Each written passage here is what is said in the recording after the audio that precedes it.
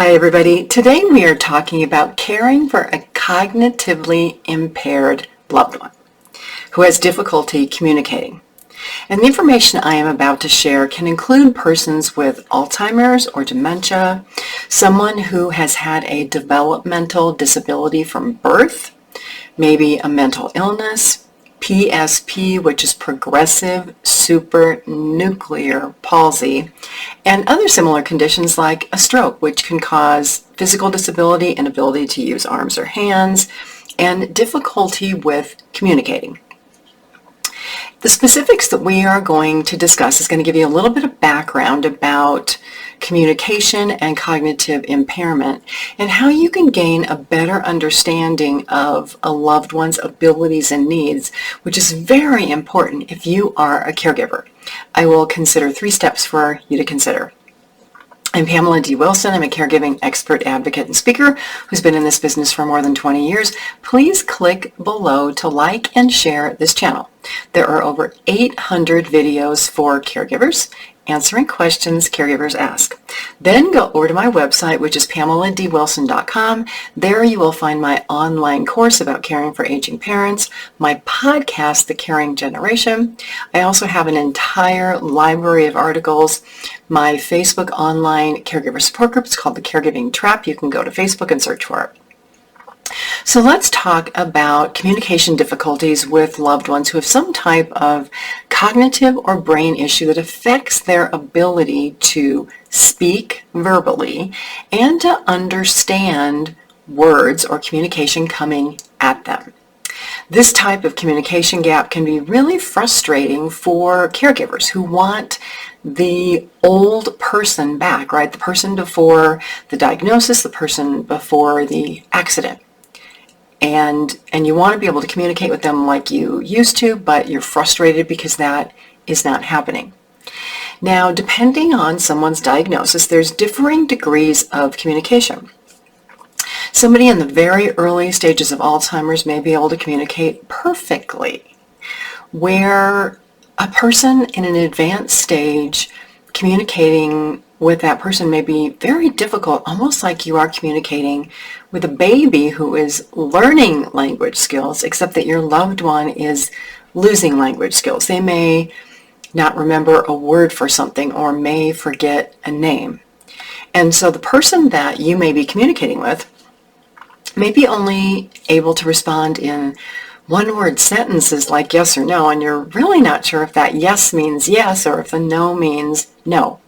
Or maybe they may speak in what we call word salad, right? They may mix words up. So a sentence that, says the cow is brown may come out brown the cow or something like that.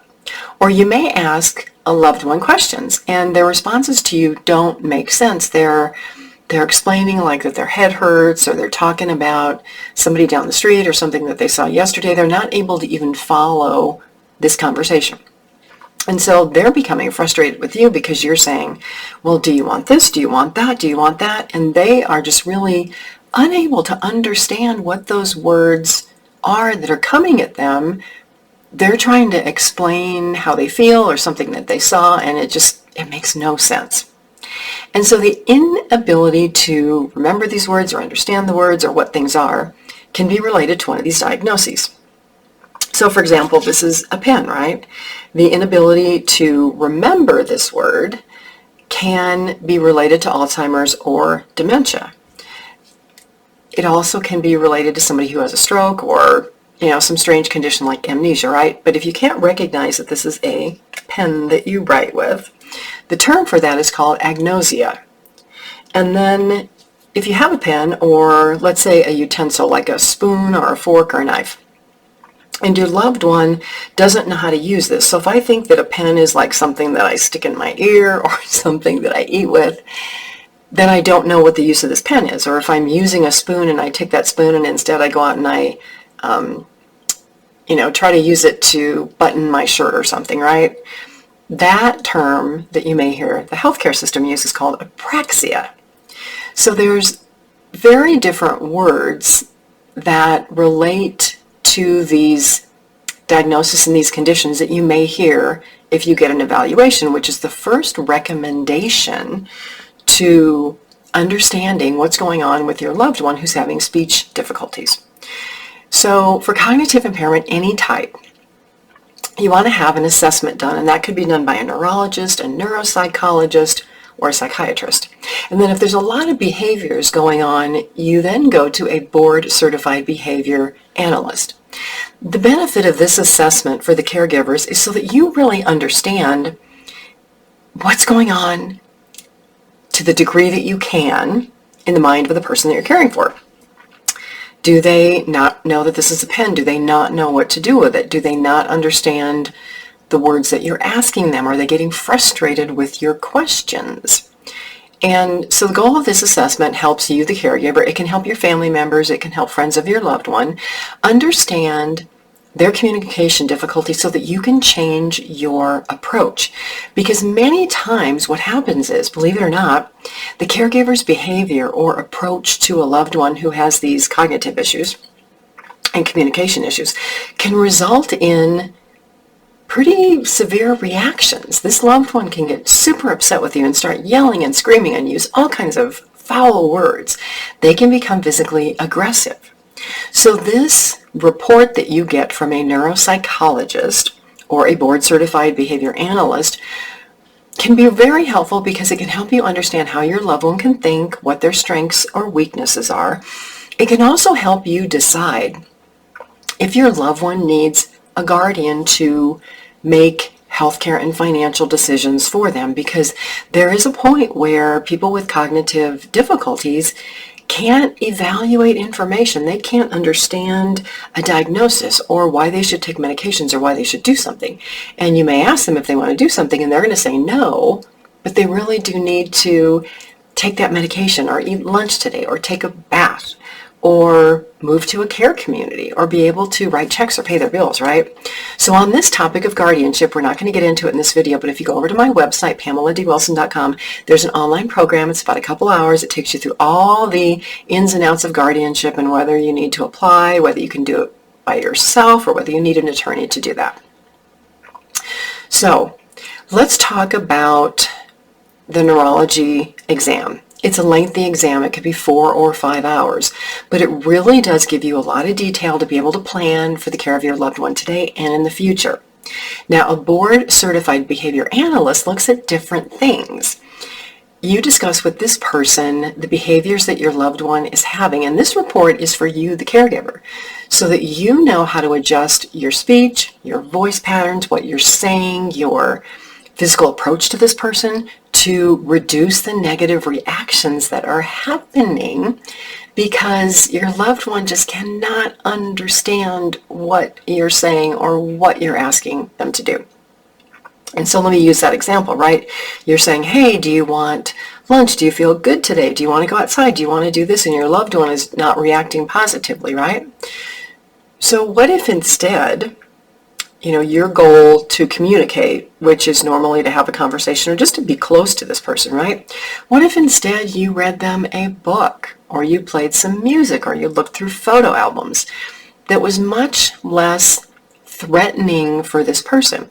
So there are ways to still communicate and still be close to loved ones, even if they can't communicate back, even if they can't say the words, which is not to say that at some point out of the blue, this person is not going to say something like, I love you, or thank you for taking care of me, because these things do happen. They are rare, but they do happen.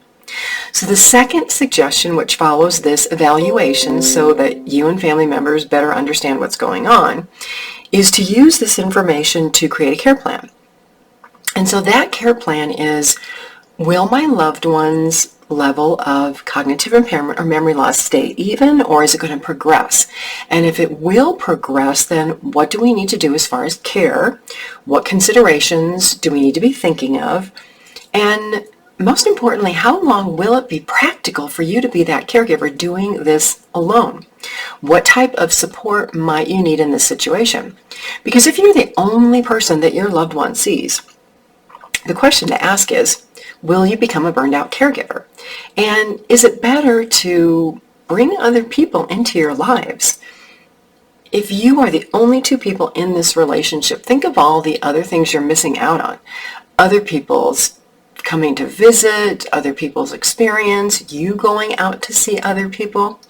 So when you think of this isolation, caregivers become isolated and the person that they care for becomes isolated. So think of it both ways. How would you like to be in your loved one's situation and you are the only person they ever see? And vice versa. You're the caregiver. The person that you care for is the only person that you ever see. That is an extreme sense of isolation, and it can feel lonely, and it can lead to depression. So this one-on-one really is a two-way street, and in the long run, it's not a situation that's really good for anybody. So as a caregiver, the third suggestion here is to think about ways to bring other assistants and other people into your lives to enrich that.